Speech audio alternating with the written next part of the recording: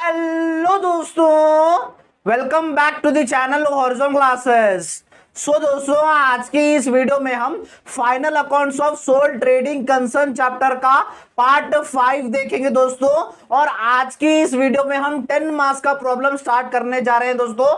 आज की इस वीडियो में हम 10 मार्क्स का प्रॉब्लम देखेंगे। Financial statement of non manufacturing entities का 10 मार्क्स का प्रॉब्लम सॉल्व करेंगे दोस्तों। आज की इस वीडियो में हम trading account, profit and loss account and balance sheet तीनों बनाएंगे दोस्तों। ये क्वेश्चन आपको विद दी एडजस्टमेंट रहेगा और ये गुलबर्गा यूनिवर्सिटी के जो मोस्ट क्वेश्चन पूछा जाता है वो क्वेश्चन मैं आज के इस वीडियो में करा रहा हूं दोस्तों। पिछले ईयर्स में बहुत ही बार क्वेश्चन पूछा गया है दोस्तों।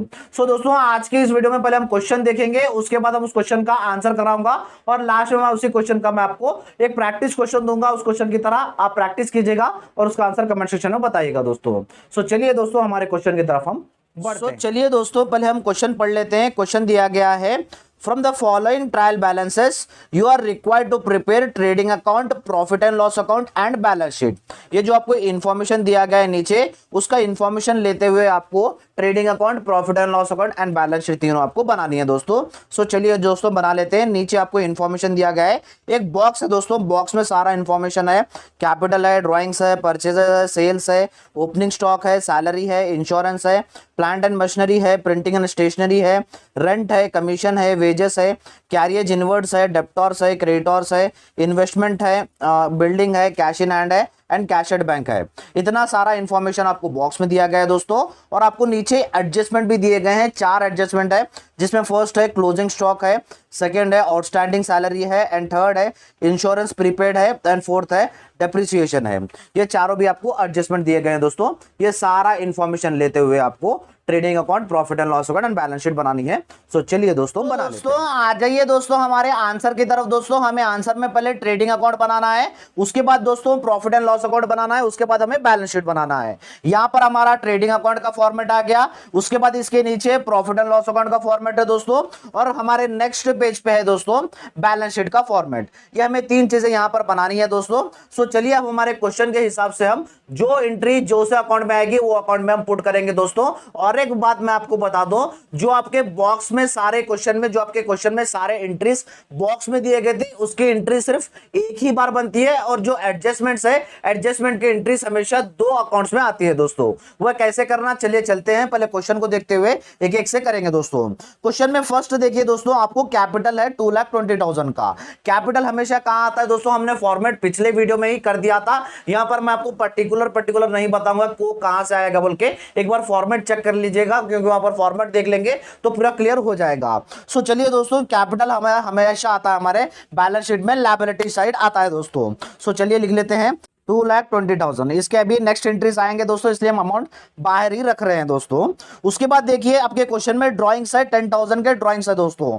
ड्राइंग्स हमेशा आपके कैपिटल में से माइनस होते हैं दोस्तों, जो हमने कल की वीडियो में देख लिया था। ड्राइंग्स हमेशा कैपिटल में से माइनस होते हैं दोस्तों।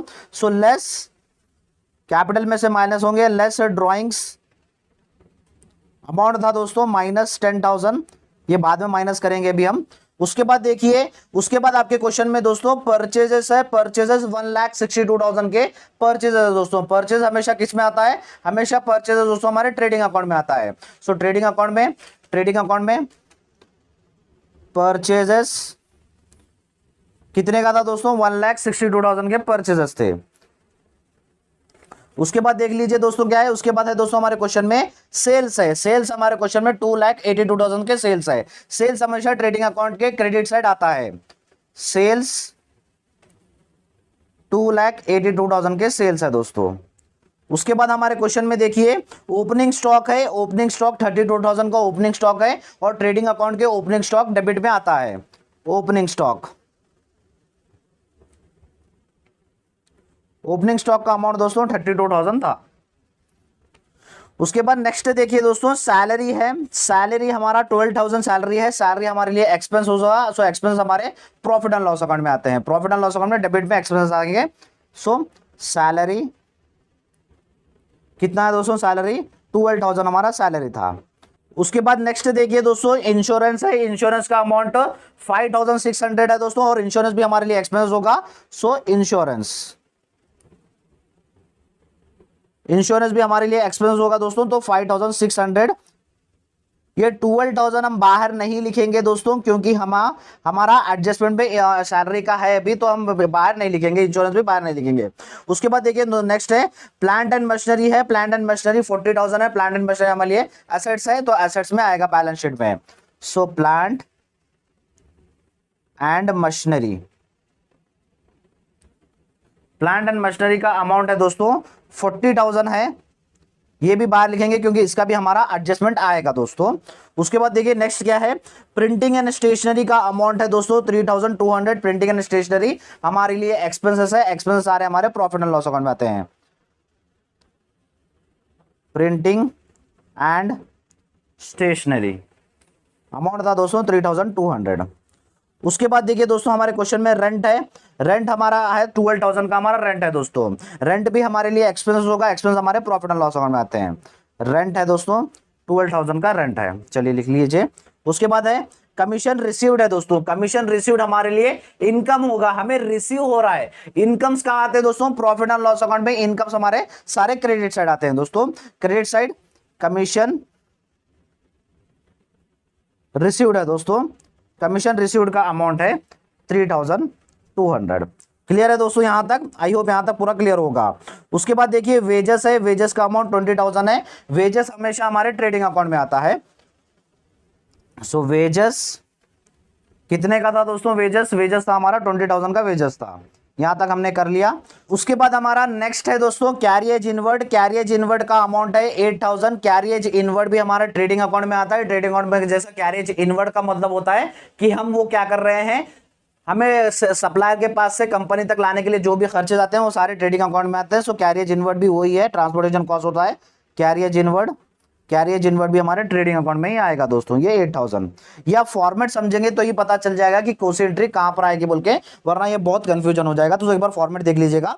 उसके बाद नेक्स्ट है दोस्तों डेप्टॉर्स है। डेप्टॉर्स दोस्तों हमारा 56,000 का डेप्टॉर्स है। डेप्टॉर्स हमारे बैलेंस शीट में आता है दोस्तों। सो डेप्टॉर्स बैलेंस शीट में आता है 56,000 का डेप्टॉर्स है दोस्तों।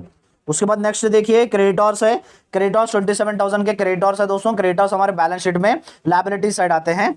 सो क्रेडिटॉर्स 27,000 के हमारे क्रेडिटॉर्स है दोस्तों। उसके बाद नेक्स्ट देखिए इन्वेस्टमेंट है। इन्वेस्टमेंट हमारा 18,000 का इन्वेस्टमेंट है दोस्तों। सो इन्वेस्टमेंट भी हमारे लिए एसेट होगा। सो एसेट साइड ही बैलेंस शीट के एसेट साइड आएगा। इन्वेस्टमेंट कितना है दोस्तों, इन्वेस्टमेंट 18,000 का इन्वेस्टमेंट है। उसके बाद नेक्स्ट देखिए बिल्डिंग। बिल्डिंग लिए हमारे लिए एसेट है, कंपनी के नाम पे बिल्डिंग रहती है। सो बिल्डिंग भी हमारे लिए एसेट है। बिल्डिंग का अमाउंट है 1,34,000 है। सो यहां पर लिख लीजिए एसेट्स में बिल्डिंग 1,34,000।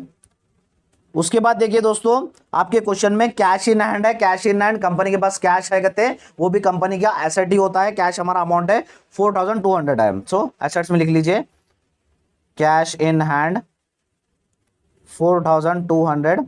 उसके बाद नेक्स्ट हमारे क्वेश्चन में लास्ट दिया गया है दोस्तों कैश एट बैंक दिया गया है।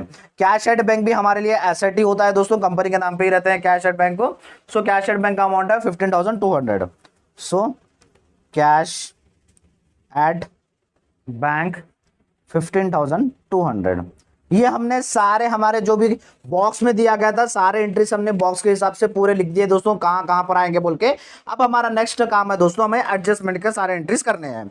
मैंने जैसे कहा एडजस्टमेंट की हमेशा एंट्री 2 टाइम्स बनती है दोस्तों। 2 अकाउंट्स में हमेशा एडजस्टमेंट की एंट्रीज आती है दोस्तों। फर्स्ट एडजस्टमेंट है दोस्तों क्लोजिंग स्टॉक। क्लोजिंग स्टॉक 40,000 है दोस्तों। क्लोजिंग स्टॉक जैसे मैंने कल के ही वीडियो में बताया था, क्लोजिंग स्टॉक एक आएगा ट्रेडिंग अकाउंट में, एक आएगा दोस्तों बैलेंस शीट में। सो दोस्तों लिख लेते हैं, पहले आएगा दोस्तों ट्रेडिंग अकाउंट में। सो ट्रेडिंग अकाउंट में क्लोजिंग स्टॉक आएगा। क्लोजिंग स्टॉक ट्रेडिंग अकाउंट में 40,000 का क्लोजिंग स्टॉक है दोस्तों। और एक इसकी एंट्री बनती है बैलेंस शीट में। बैलेंस शीट में इसकी एंट्री बनती है एसेट साइड में। क्लोजिंग स्टॉक हमेशा याद रख लीजिए। क्लोजिंग स्टॉक का अमाउंट था दोस्तों 40,000 का क्लोजिंग स्टॉक का अमाउंट था। नेक्स्ट है दोस्तों आउटस्टैंडिंग सैलरी। आउटस्टैंडिंग सैलरी का अमाउंट है 1,400। आउटस्टैंडिंग सैलरी कहते हैं यानी इतनी सैलरी अभी कंपनी ने अभी नहीं पे की है, पे करना है। पे करना है तो ये कंपनी के लिए एक्सपेंसिव होगा। सो पहला कहां आएगा, आउटस्टैंडिंग सैलरी है जो सैलरी है, सैलरी में ऐड होगा। ऐड आउटस्टैंडिंग सैलरी कितना है दोस्तों, 1400 का आउटस्टैंडिंग सैलरी है।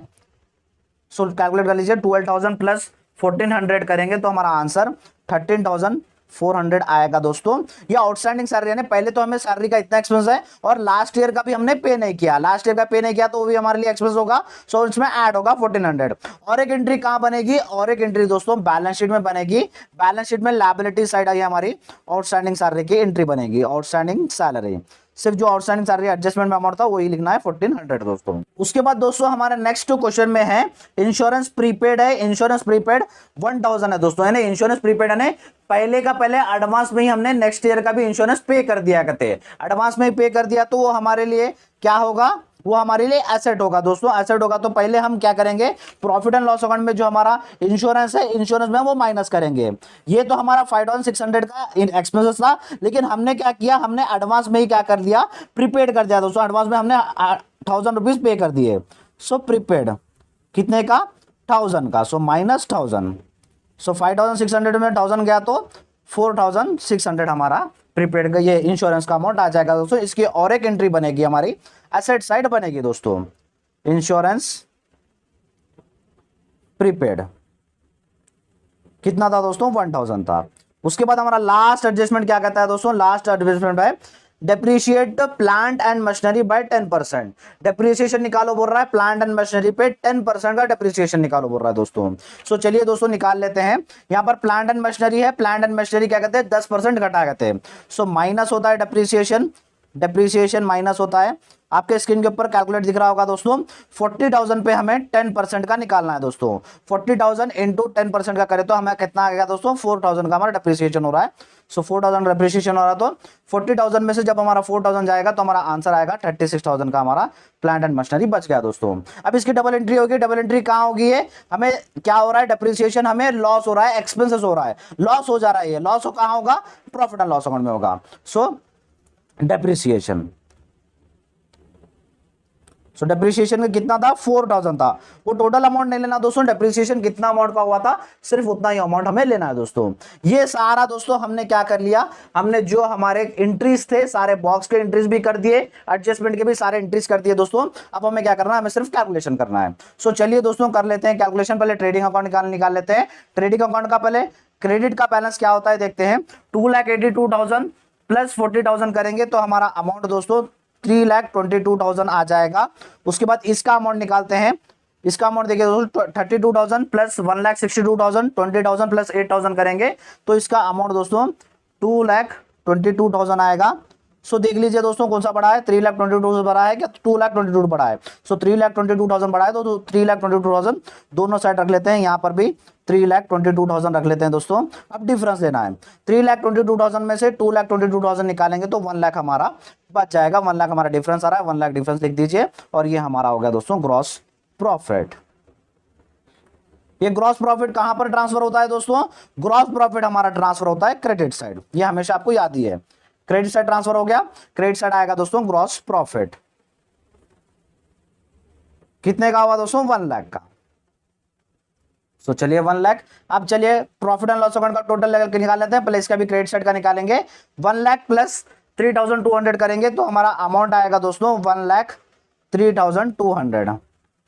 सो इसका भी टोटल निकाल लेते हैं। 13,400, 4,600, 3,200, 12,000 प्लस 4,000 करेंगे तो इसका अमाउंट आ रहा है दोस्तों 37,200 आ रहा है दोस्तों। सो देख लीजिए कौन सा बड़ा है, 1,03,200 बड़ा है क्या, 37,200 बड़ा है। सो 1,03,200 बड़ा है दोस्तों। सो यहाँ पर भी 1,03,200 ही लिख लेते हैं दोस्तों।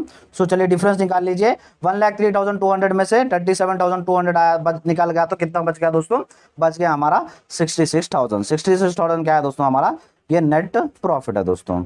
यहां तक हमने क्या कर लिया, प्रॉफिट एंड लॉस अकाउंट का भी सारा कॉन्सेप्ट हमने कर लिया दोस्तों। अब लास्ट क्या है, बैलेंस शीट है। ये जो हमारा नेट प्रॉफिट का अमाउंट है वो बैलेंस शीट में ट्रांसफर होता है। सो बैलेंस शीट में ट्रांसफर कर लीजिए दोस्तों। बैलेंस शीट में कहां पर ट्रांसफर होता है, कैपिटल में ऐड होता है दोस्तों। ऐड नेट प्रॉफिट ऐड होता है दोस्तों, 66,000 का ऐड होगा। सो चलिए दोस्तों कर लेते हैं। 2,22,000 प्लस 66,000 माइनस 10,000 करेंगे तो हमारा अमाउंट आ गया दोस्तों 2,76,000, ये हमारा कैपिटल का टोटल अमाउंट है 2,76,000। अब चलिए दोस्तों पहले एसेट्स का निकालेंगे, उसका लायबिलिटीज का हम निकालेंगे। एसेट्स का देखिए दोस्तों 36,000 plus 56,000 plus 18,000 plus 1,34,000 plus 4,200 plus 15,200 plus 40,000 plus 1,000 करेंगे तो हमारा अमाउंट आ जाएगा दोस्तों 3,04,400। 3,04,400 हमारा एसेट्स का टोटल आ गया दोस्तों। अब देखना है हमें लायबिलिटीज का टोटल कितना आता है। अगर लायबिलिटीज का टोटल राइट है, सेम आ रहा है, तो समझ लीजिए आंसर पूरा हमारा राइट है, वरना हमारा पूरा आंसर रॉन्ग है। सो देख लीजिए लायबिलिटीज का 2,76,000 प्लस 27,000 प्लस 1,400 करेंगे तो इसका भी टोटल दोस्तों 3,04,400 आ रहा है दोस्तों। सो ये था दोस्तों हमारा बैलेंस शीट का टोटल हमारा टैली होगा। यहाँ पर भी 3,04,400, यहाँ पर भी 3,04,400। ये हमने पूरा बैलेंस शीट टैली कर लिया दोस्तों। हमने पहले ट्रेडिंग अकाउंट कर लिया, उसका प्रॉफिट एंड लॉस अकाउंट कर लिया, उसके बाद हमने पूरा बैलेंस शीट कर लिया दोस्तों। आई होप आपको सारे के सारे कॉन्सेप्ट क्लियर हो गए होंगे दोस्तों। और जैसे मैंने कहा था, मैं लास्ट में आपको इसी तरह क्वेश्चन दूंगा, आपके स्क्रीन के ऊपर वो क्वेश्चन दिख रहा होगा, आप प्रैक्टिस कीजिएगा दोस्तों और इसका आंसर कमेंट सेक्शन में बताइएगा दोस्तों। और आप जानती हो दोस्तों, हम फाइनेंशियल अकाउंटिंग की क्लासेस स्टार्ट कर दिए थे, जिसके प्लेलिस्ट का लिंक मैं आपको डिस्क्रिप्शन बॉक्स में दे दूंगा, जहां पर आपको एक ही जगह पर सारी क्लासेस मिल जाएंगी दोस्तों। और पिछली वीडियो में मैंने इसका फॉर्मेट बताया था दोस्तों, जो मैं यहाँ पर जो एंट्रीज जहां पर आ रहे हैं वो यहाँ पर थोड़ा बहुत कंफ्यूजन हुआ होगा, लेकिन आप फॉर्मेट देख लेंगे तो आपको पूरा क्लियर हो जाएगा। फॉर्मेट हमारा मैं आपको लिंक डिस्क्रिप्शन बॉक्स में दे दूंगा, एक बार डिस्क्रिप्शन बॉक्स चेक कर लीजिएगा दोस्तों। ये था दोस्तों हमारा आज का वीडियो अच्छा लगा तो वीडियो को लाइक कर दीजिए, चैनल को सब्सक्राइब कर लीजिएगा और अपने सारे फ्रेंड्स के साथ इस वीडियो को शेयर कर दीजिएगा दोस्तों। Thank you so much.